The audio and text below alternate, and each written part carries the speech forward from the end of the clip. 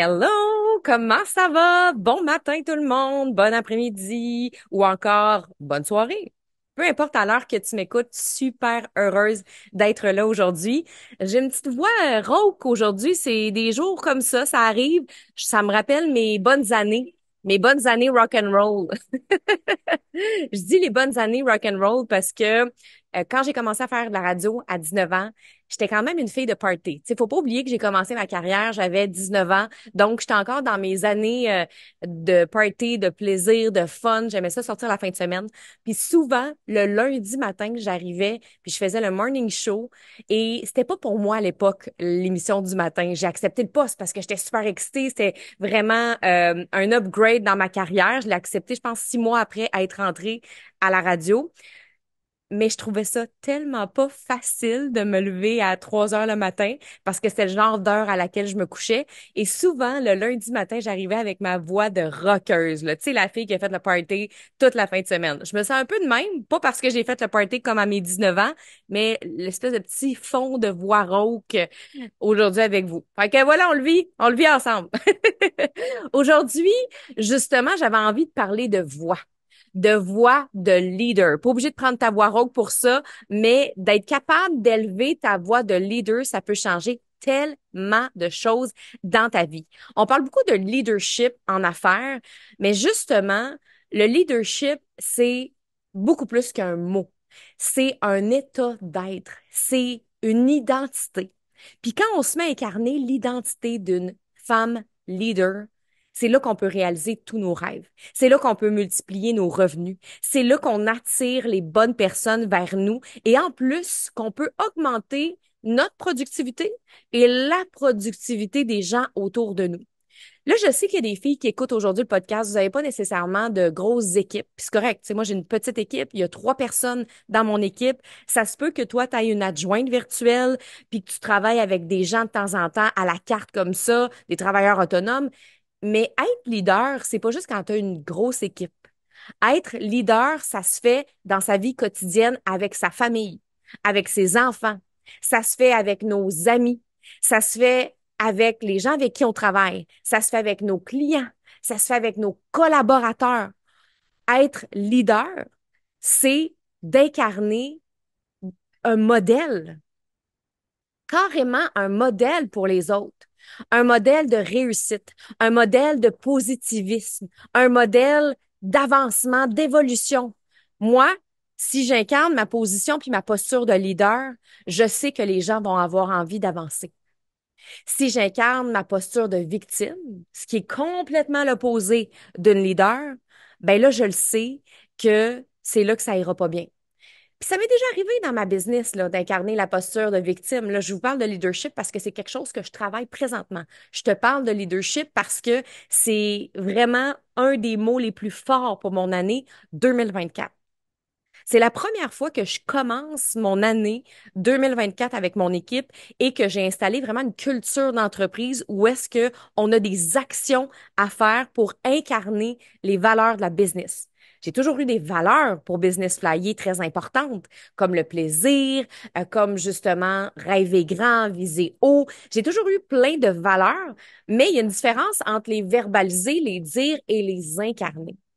Et pour être une leader, faut pas juste parler. Faut aussi incarner ce que l'on dit. Et ça, c'est super important.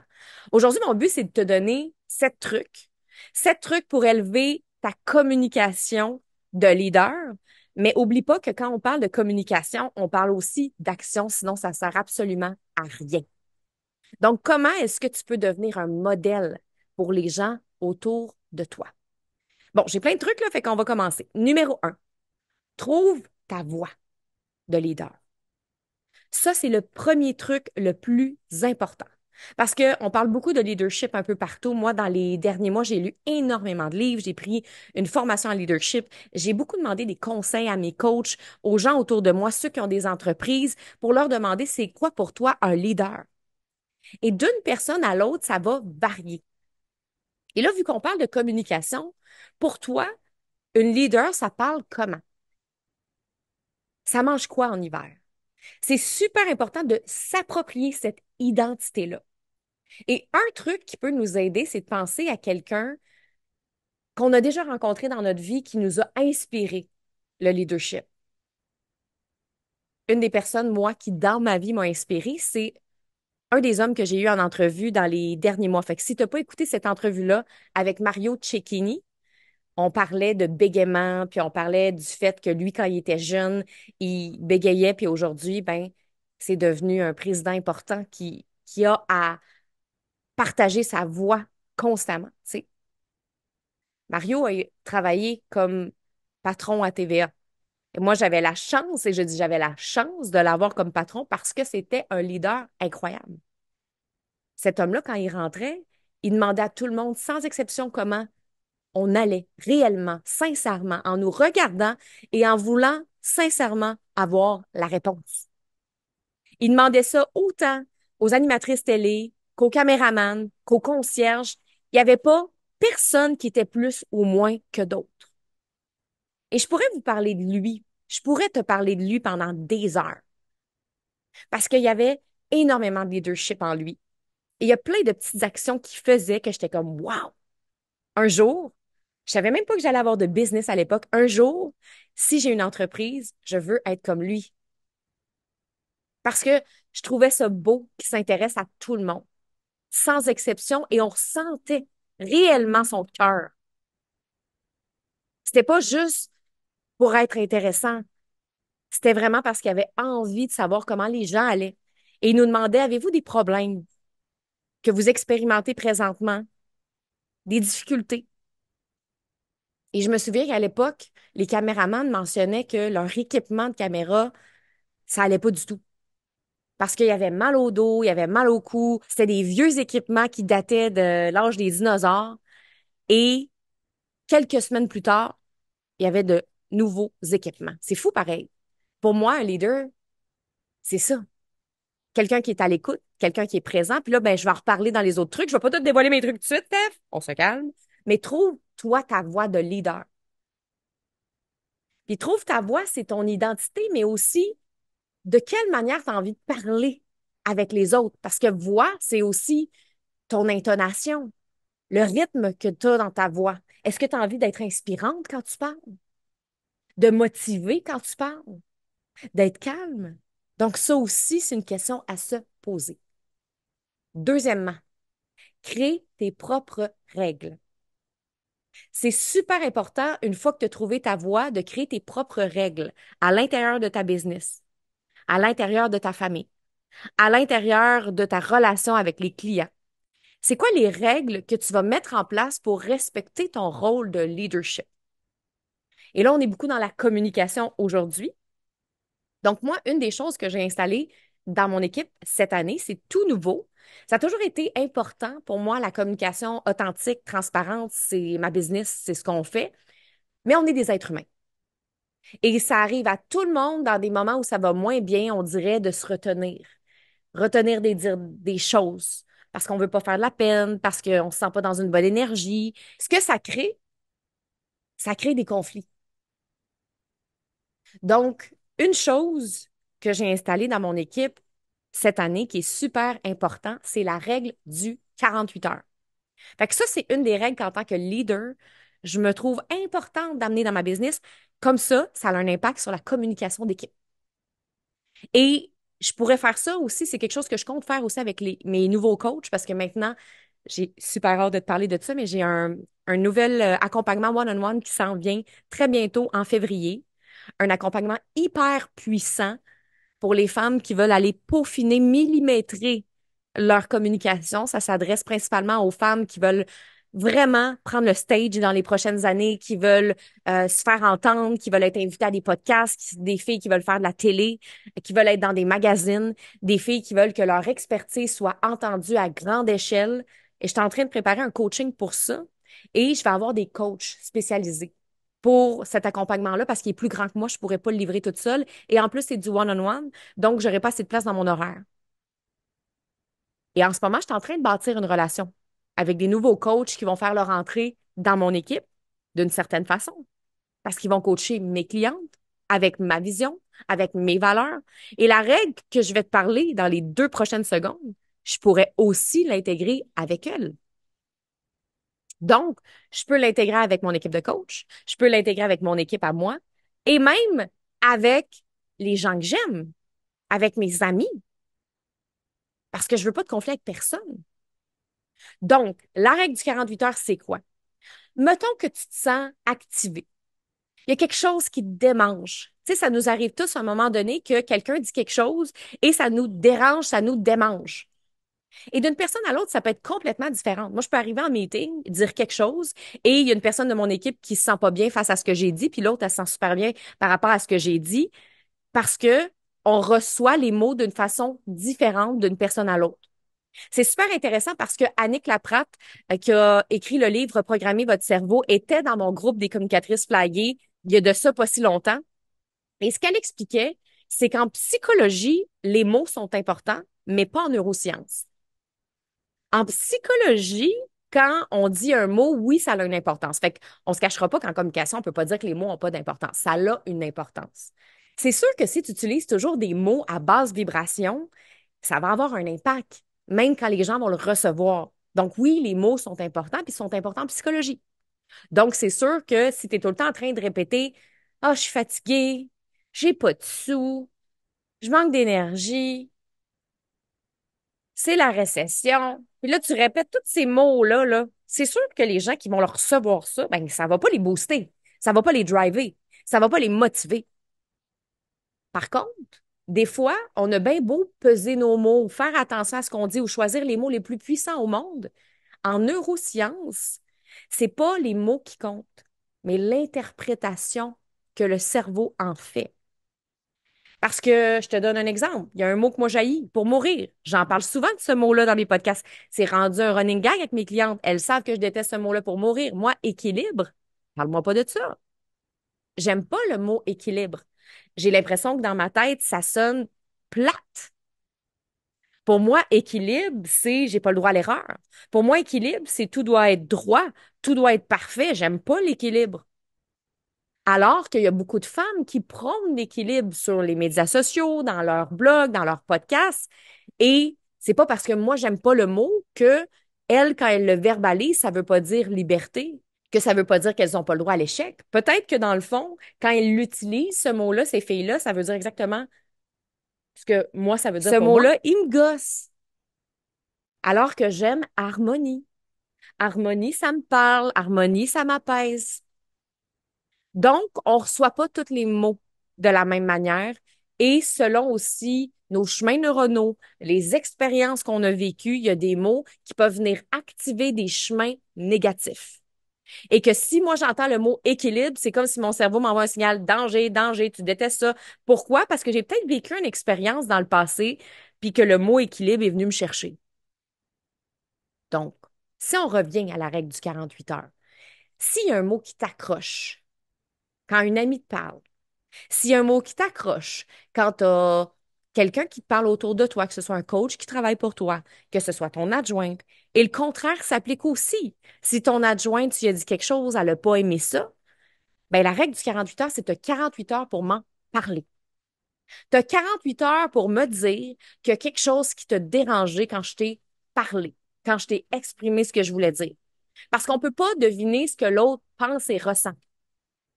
Donc, ça, c'est la règle dans mon équipe, la règle du 48 heures. Et moi, je considère que si une personne vient me voir 6 mois plus tard pour me dire, ouais, mais Steph, ce que tu me dis, il y a 6 mois, ça m'a tellement dérangé ou fait chier que j'en dors plus la nuit aujourd'hui. Non, ça marchera pas. Parce que moi aussi, je m'attends du leadership des autres autour de moi que dans cette règle-là, on est tous responsables de se dire les vraies affaires dans un espace de 48 heures. Et je comprends que des fois, il y a des situations où on est fâché. Tu sais, moi, ça m'est déjà arrivé dans plein de situations, en fait, d'être fâché, puis de pas me sentir capable de parler à l'autre personne rapidement.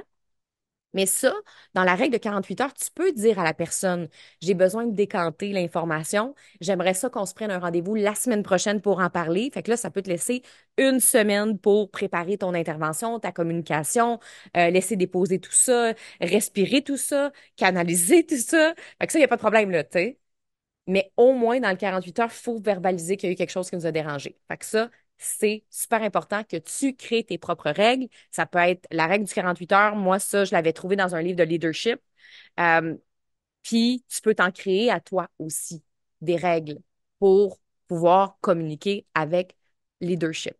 Il y a aussi une autre chose rapide que j'ai installée cette année sur Slack. Quand je communique avec mon équipe, à chaque vendredi, maintenant, j'envoie un message pour leur demander, puis, comment ça a été votre semaine, gang? Et le but, c'est d'être honnête, de dire comment ça s'est passé notre semaine. Ça se peut qu'on ait une semaine haute en énergie. Comme là, cette semaine, toute mon équipe était en feu. Oh my God, quelle belle semaine, tu sais, puis c'était super le fun. Mais je m'attends pas à ce que ce soit comme ça à toutes les semaines. On a des ups, on a des downs et c'est tout à fait normal.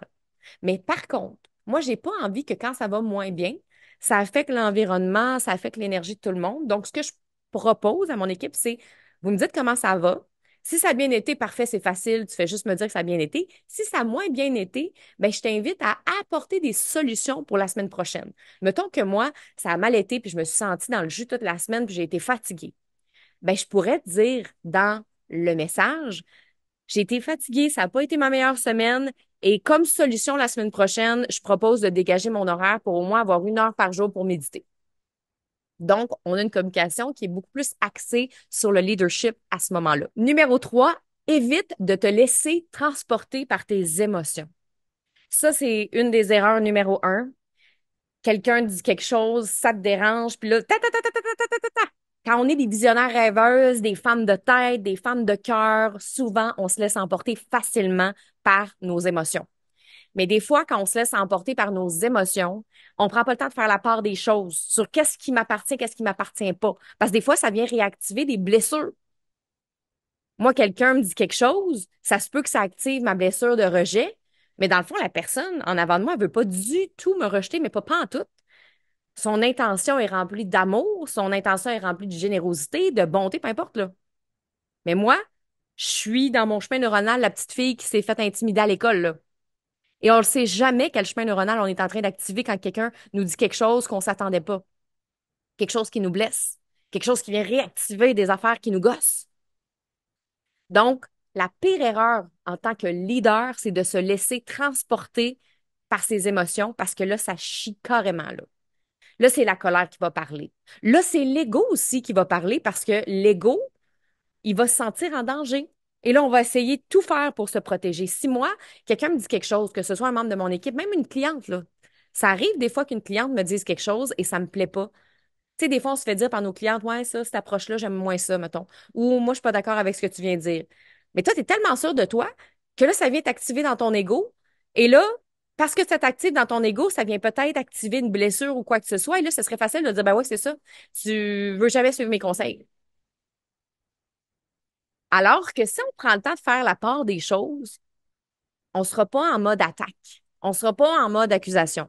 Puis là, en même temps, je comprends que c'est beaucoup plus facile à dire souvent qu'à faire. Ça m'arrive, moi, d'attaquer, là.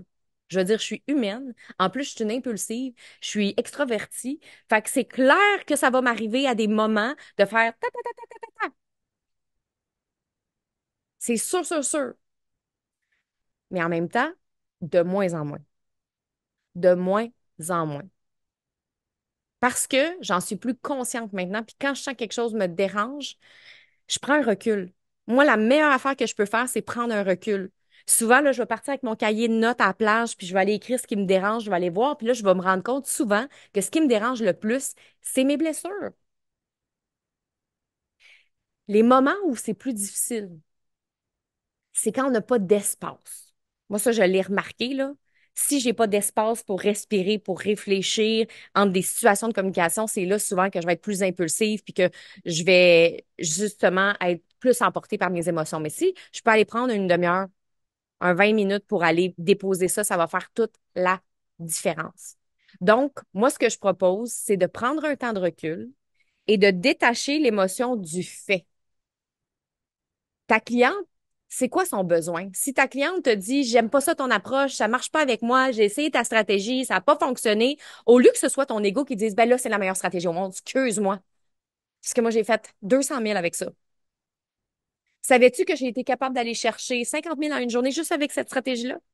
Fait qu'au lieu de vouloir pousser ses affaires, ça, c'est l'ego qui parle.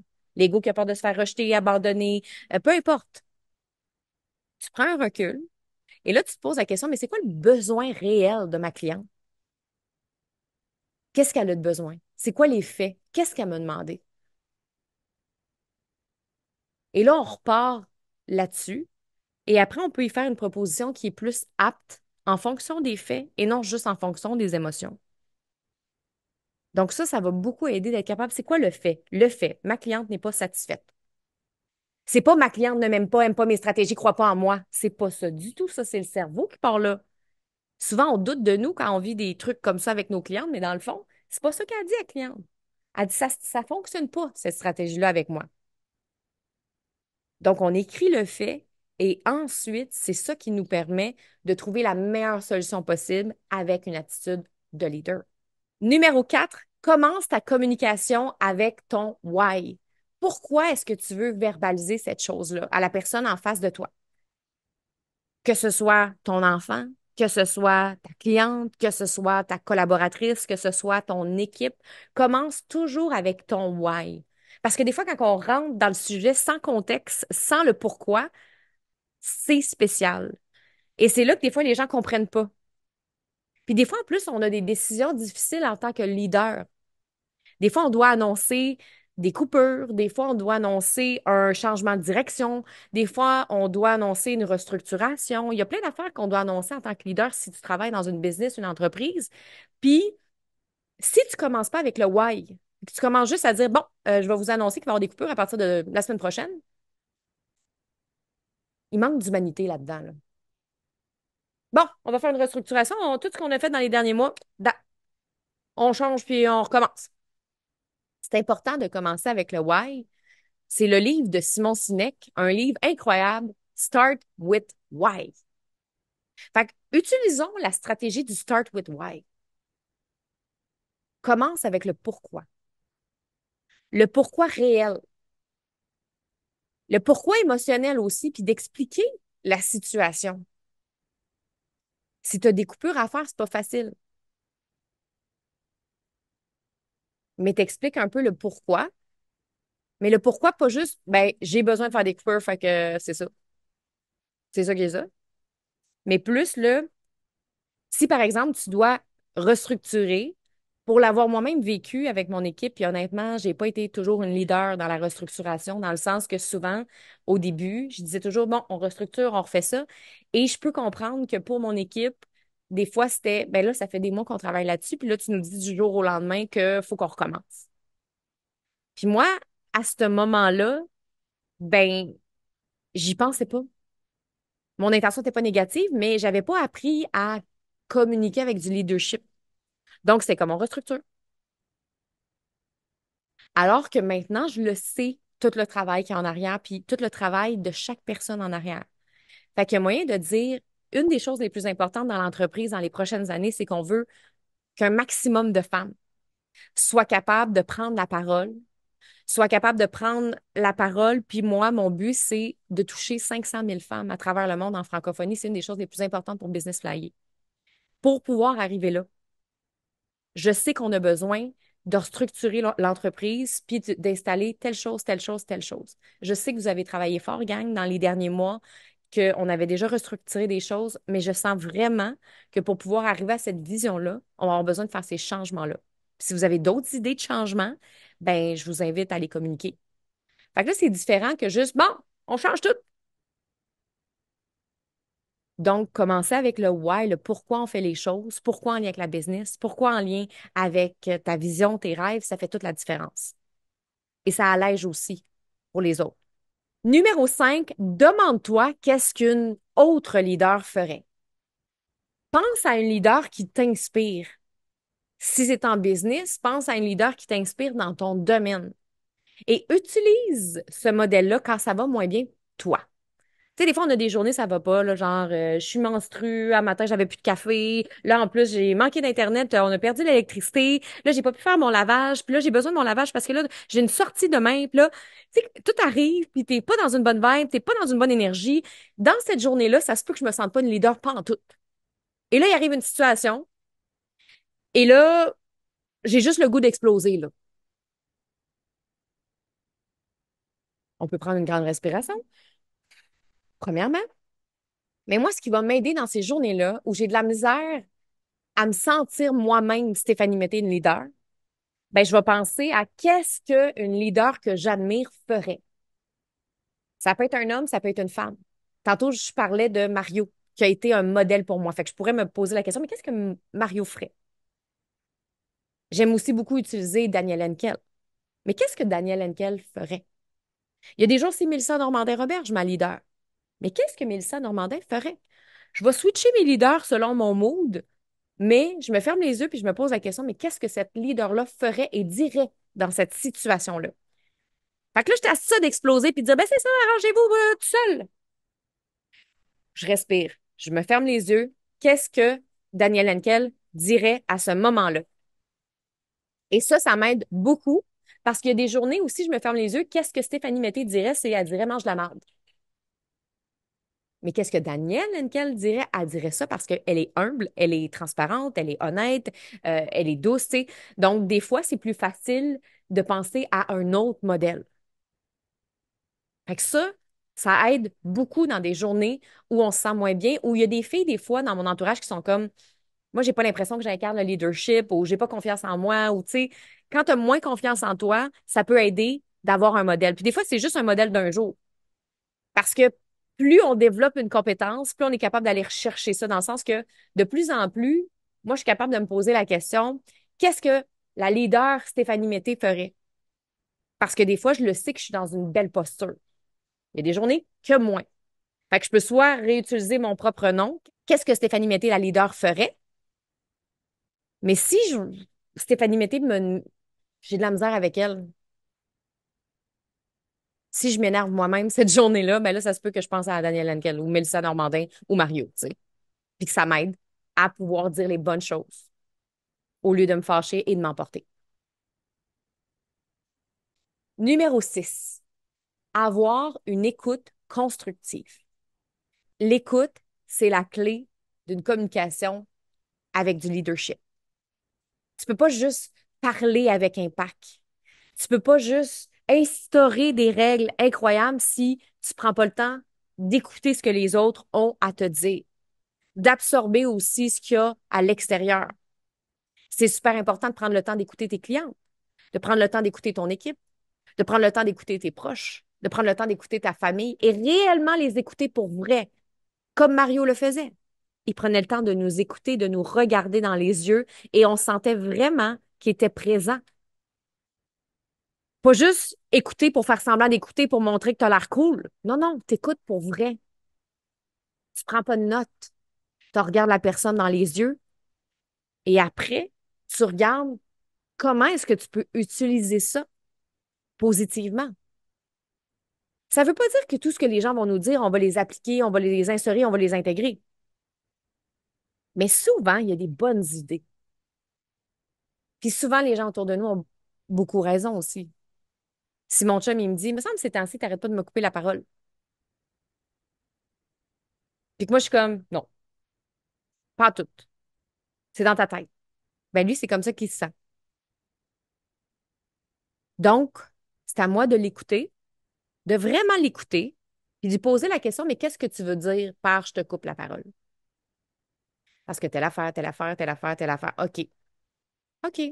OK. Puis moi, je peux quand même m'expliquer si c'est pas ce que je voulais faire, puis voir comment est-ce que je peux améliorer les choses pour le futur. OK, je vais faire attention, je vais essayer de prendre des pauses, je vais essayer de te regarder, je vais essayer de t'impliquer dans la conversation, peu importe. Tu sais, des fois, on est des visionnaires inverses, puis on parle. Fait que ça se peut que je coupe la parole puis que c'est pas mon intention profonde, mais ça se peut que ça arrive. Je peux pas juste faire, t'as pas raison. C'est pas ça que je veux. That's it. C'est à moi d'être à l'écoute, d'écouter pour vrai pour pouvoir améliorer les choses. Ça, c'est en couple, mais en équipe, c'est la même affaire. Et d'ailleurs, en 2007, le PDG de Netflix avait vécu une tollée parce qu'il avait augmenté les prix de la plateforme Netflix et ça avait baissé le coût de l'action. Et il a perdu énormément de clients à ce moment-là. Et il s'est mis à envoyer plusieurs courriels pour rectifier le tir et vraiment prendre la responsabilité et s'excuser à ses abonnés et ses actionnaires en assumant ses responsabilités que peut-être qu'il aurait dû faire les choses différemment. Il s'est excusé, puis grâce à cette excuse-là, ben, il a réussi à retrouver des abonnés. Puis aujourd'hui, Netflix, on s'entend que ça va bien, là. Puis ça, c'est en 2007, là. Donc, c'est prouvé, en fait, scientifiquement que s'excuser, être désolé, assumer ses responsabilités, ben, ça peut augmenter la productivité d'une entreprise et rendre l'équipe encore plus efficace en plus. Puis, même chose avec les clients. Il y a eu une baisse énorme à ce moment-là, Netflix, mais en étant capable d'assumer ses responsabilités, de s'excuser, ben, il a réussi à retrouver un élan puis de l'argent. Donc, à un moment donné, il faut laisser son ego de côté et faire, bon, je m'excuse, c'est vrai. J'ai fait ci, j'ai fait ça, j'en prends la responsabilité.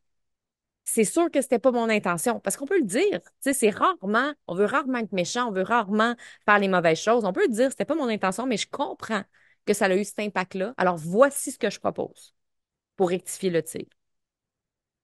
Être capable d'écouter constructivement, c'est de proposer des solutions aussi constructives. Puis des fois, ils viennent pas de nous. Des fois, ils viennent des autres. Et le dernier conseil pour élever ton leadership dans tes communications, c'est de dissocier ton rôle personnel de ton rôle professionnel. Là, c'est vraiment un conseil qui est très business, mais moi, ça a été quelque chose, en fait, c'est encore quelque chose de challengeant pour moi, de dissocier Steph de la PDG de Business Flyer. Et ça, c'est quelque chose que je vais continuer de travailler puis continuer de travailler parce que en tant qu'humaine qui a à cœur le besoin des autres, les émotions des autres, ben des fois on veut éviter les conflits à tout prix. Puis on prend des fois des mauvaises décisions parce que c'est pas la PDG qui prend la décision, mais c'est la personne qu'on est. Puis j'en ai plein des histoires comme ça d'entrepreneurs autour de moi, même des leaders qui m'ont partagé comment ils avaient vécu les relations avec leur équipe. Ceux qui ont des plus grosses équipes, c'est super intéressant de voir à quel point des fois l'humain prend trop de place. Et quand l'humain prend trop de place, on prend des mauvaises décisions pour tout le monde, pour l'entreprise au complet. Fait qu'aujourd'hui, il y a Stéphanie Mété qui s'exprime, mais il y a aussi la PDG de Business Flyer. La PDG de Business Flyer prend des décisions pour l'entreprise. Stéphanie Mété, elle a à cœur les autres autour, leurs émotions, leur vécu, ce qui se passe dans leur vie. Mais avant, c'était tellement important pour moi, cette partie-là, que je prenais pas des bonnes décisions pour l'entreprise. Ou c'est pas juste que je prenais pas des bonnes décisions pour l'entreprise. Des fois, j'en prenais des bonnes, mais c'est plus que j'étais pas capable de détacher qu'est-ce qui est bon pour Business Flyer puis qu'est-ce qui est bon pour Stéphanie Mété. D'être capable de détacher les besoins de son entreprise, des besoins de sa personne. Moi, ça a changé ma vie puis ça va continuer de le faire. C'est encore un challenge, mais souvent, quand je suis pas sûre si je prends des bonnes décisions ou si je vais dans le bon chemin ou je fais les bons choix, ben, je me pose la question, OK, si je prends la décision pour Business Flyer, pour les besoins de la mission de Business Flyer, qu'est-ce que je prendrais comme décision? Puis qu'est-ce que je prendrais comme décision pour Stéphanie Mété, pour l'humain, pour la personne? Et ça fait beaucoup la différence si on veut élever notre niveau de leadership dans nos communications parce que sinon, on reste toujours l'humaine qui veut faire attention à tout le monde, qui veut que tout le monde soit heureuse. Puis c'est pas une mauvaise chose. Il faut garder ça aussi. Mais ce que je veux dire, c'est que il faut, en affaires, prendre des décisions qui sont challengeantes et des fois, ça plaira pas à tout le monde. Ça plaira pas à tous nos clients. Ça plaira pas à toute notre équipe. Ça plaira pas à toutes nos collaboratrices. Puis moi, j'aimerais ça, à quelque part, que ça plaise à tout le monde. Puis tout le monde soit comme, Yay! Steph, elle a créé une nouvelle formation. Puis là, elle a pu celle-là. C'est le fun. On la suit là-dedans. Yay! Mais c'est pas tout le temps ça. Il y en a qui vont dire ça. Puis il y en a qui vont dire, oh non, moi, je l'aimais l'autre version. J'aimais mieux ça, moi, quand Steph était dans les médias sociaux. Mais il faut s'écouter, mais il faut aussi écouter où est-ce que le cœur de notre entreprise bat. Et ça fait toute la différence de détacher notre rôle personnel. Qu'est-ce que Steph veut? Qu'est-ce que Business Flyer veut? Et ça, je le recommande dans toutes les entreprises que vous avez, que tu as. Alors voilà, c'est ça que je voulais te partager aujourd'hui. me semble qu'il y avait du stock. Hein? Il y avait du stock, hein? Dans les 7 clés pour les 7 outils, les 7 affaires. Je me souviens même plus ce que j'ai dit. Pour élever ton leadership. Bref, que ce soit des clés ou des outils, on a compris le principe. Je pense que quand tu commences à intégrer ça, ça fait toute la différence. Puis t'es pas obligé de toutes les essayer. Et ce que j'aurais envie de te poser comme question aujourd'hui, c'est si t'en essayais une à partir de maintenant, ce serait laquelle? Viens me partager ça si tu as le goût sur Instagram. J'aime ça quand vous me dites, ah, j'ai bien aimé ton podcast, puis moi, je vais appliquer cette clé-là dès demain. Cool. Fait que venez me dire ça, me partager ça sur les médias sociaux, Instagram, Facebook, ça peut être en courriel, no matter what. Et nous, on va se retrouver la semaine prochaine. Si tu as aimé le podcast, je t'invite à aller faire un 5 étoiles sur Apple Podcasts. C'est quelque chose qu'on ne prend pas toujours le temps de faire parce qu'on se dit, ben là, je suis en train de marcher, Steph, ou je suis en train de faire la vaisselle, fait que j'ai comme pas le temps, mais ça fait tellement la différence. C'est ce qui me drive et c'est ce qui drive le podcast. Parce que quand on voit qu'on a des résultats, quand on voit que le podcast est de plus en plus écouté, qui monte dans le palmarès, mais ça nous donne envie de continuer. Puis je dis on parce qu'on est une équipe en arrière de ça, parce qu'il y a Phil qui fait les montages aussi. Donc, il y a du travail en arrière de chaque podcast. Donc, juste aller prendre le temps de mettre 5 étoiles, ça fait toute la différence, puis ça nous donne juste envie. C'est comme genre notre essence. On a besoin d'essence, sinon on peut plus avancer. Donc, merci beaucoup d'avoir été là cette semaine. C'était encore un plaisir de jaser avec toi.